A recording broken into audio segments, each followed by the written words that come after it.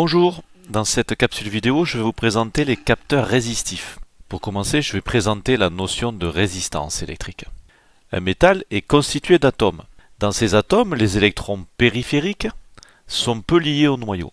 Ils peuvent quitter leur atome d'origine et passer sur les atomes voisins. Ces électrons qui basculent d'un atome vers un autre sont appelés des électrons libres. Ils se déplacent aléatoirement et il n'y a pas de mouvement d'ensemble. Si on applique une tension au bord du fil métallique, les électrons libres se mettent en mouvement dans le même sens. Les électrons libres qui sont des charges négatives sont attirés par le pôle positif et repoussés par le pôle négatif. Il y a donc un mouvement d'ensemble des électrons libres de la gauche vers la droite. Ce mouvement d'ensemble des électrons, c'est un courant électrique. Mais ces électrons se heurtent continuellement contre les atomes immobiles qui se trouvent sur leur chemin. Et du coup, les électrons se déplacent, mais avec une certaine difficulté. Cette difficulté des électrons, c'est-à-dire la difficulté du courant électrique à circuler à l'intérieur du matériau, c'est ce qu'on appelle la résistance électrique. La résistance électrique peut être formalisée avec la relation suivante, dans laquelle on voit que la résistance électrique dépend de la longueur du fil. On a avec l'exemple de la jauge de contrainte ci-dessous, donc les deux bornes de connexion de la résistance, et ici un fil qui est recourbé et dont la longueur est importante puisqu'on a un fil recourbé. La résistance électrique de la jauge dépend de la longueur du fil. La résistance électrique est inversement proportionnelle à la section du fil. Ça veut dire que plus le conducteur, plus le câble, le fil a un diamètre important, une section importante, et plus la résistance est petite. La résistance électrique dépend aussi du matériau. C'est la grandeur ρ. Cette grandeur ρ qui s'appelle la résistivité n'est pas la même si le conducteur est du cuivre, de l'argent ou de l'aluminium. Puisqu'on veut étudier les capteurs résistifs, il faut rappeler la notion de capteur. C'est un élément qui transforme une grandeur physique d'entrée en une grandeur de sortie électrique.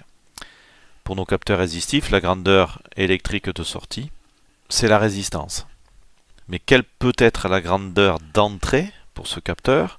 C'est la relation écrite tout à l'heure qui peut nous permettre de trouver les grandeurs d'entrée possibles. La relation indique, et on l'a déjà dit, que la résistance électrique dépend de la longueur du fil. Donc la grandeur d'entrée, ça peut être une longueur. Conséquence, avec une résistance électrique, on va pouvoir mesurer une longueur. La longueur du capteur peut varier si on exerce une contrainte sur ce capteur. On va donc aussi pouvoir mesurer une force. La résistivité du matériau dépend de nombreux facteurs physiques. La température. Elle dépend aussi de l'intensité du champ magnétique. La résistivité peut aussi dépendre du flux lumineux. Ce sont donc trois grandeurs qui vont avoir une influence sur la résistivité. Donc en mesurant la résistance, on va pouvoir remonter à ces grandeurs physiques, température, intensité du champ magnétique ou flux lumineux. On va maintenant passer à des exemples de capteurs qui permettent de mesurer une longueur, une force, une température, ou bien encore l'intensité du champ magnétique ou le flux lumineux. Pour mesurer une longueur, on peut utiliser des potentiomètres linéaires. Vous avez le potentiomètre en haut à gauche qui va permettre de mesurer des longueurs de quelques dizaines de millimètres maximum. Ici, le capteur à fil qui va permettre de mesurer des longueurs jusqu'à 2 mètres. Ou ce troisième capteur ici qui va permettre de mesurer des longueurs jusqu'à 150 mm. Alors le principe est relativement simple. Pour ces trois capteurs, on a un curseur qui va se déplacer et qui va permettre donc de modifier la résistance électrique entre les bornes A et B en fonction de la longueur à mesurer. Il existe aussi des potentiomètres rotatifs. Le principe est un peu le même que précédemment, sauf que la piste électrique sensible est un arc de cercle, et donc le curseur intermédiaire va se déplacer en fonction de l'objet ou de l'angle à mesurer, et permettre l'augmentation ou la diminution de la résistance entre les bornes A et B. Pour mesurer une force, on pourrait utiliser des jauges de contrainte. Alors on l'a déjà montré, les jauges de contrainte, ce sont des fils repliés, très fins, que l'on va coller sur un corps d'épreuve. On va déposer ici une masse sur le corps d'épreuve qui va se déformer. Les 4 jauges de contraintes qui ont été collées sur le corps d'épreuve subissent des contraintes différentes. Celle-ci est en tension, elle va s'étirer alors que celle-ci est en compression. Résultat, la jauge de contrainte qui est en tension va avoir un fil plus long mais plus fin. Donc sa résistance augmente. Alors que la jauge de contrainte qui est ici en compression va avoir un fil plus court et plus épais. Du coup, sa résistance diminue.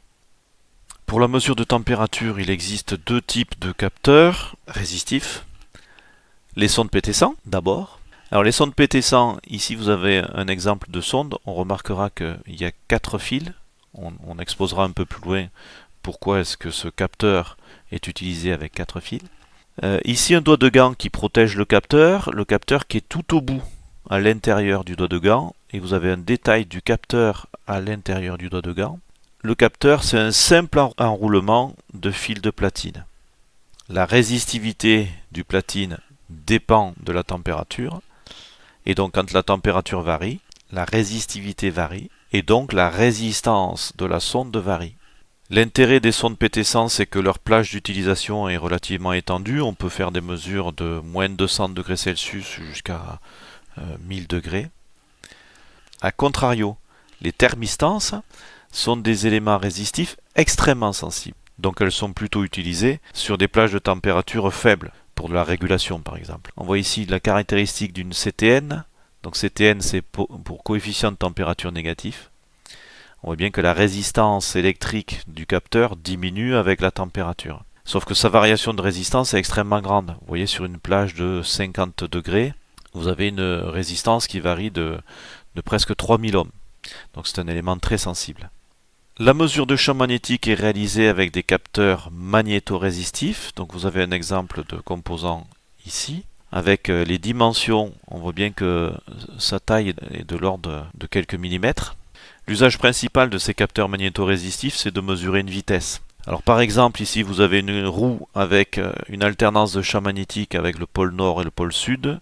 Ici, le capteur magnétorésistif qui est placé en face de la roue. L'alternance de pôle nord et pôle sud va faire varier la résistance du capteur magnétorésistif et on va donc pouvoir déterminer la vitesse de rotation de la roue. Enfin, pour mesurer le flux lumineux, il existe des photorésistances. Donc ici, on a un exemple de 3 photorésistances de tailles différentes. Dans le détail, la photorésistance est constituée de 2 électrodes.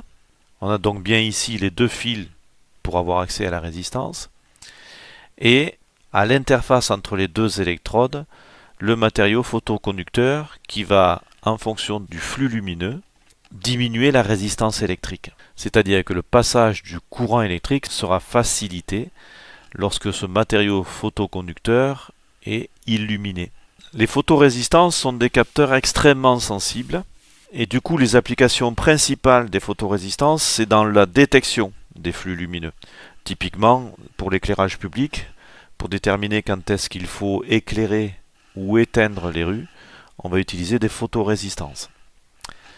Je vous remercie de votre attention, à bientôt.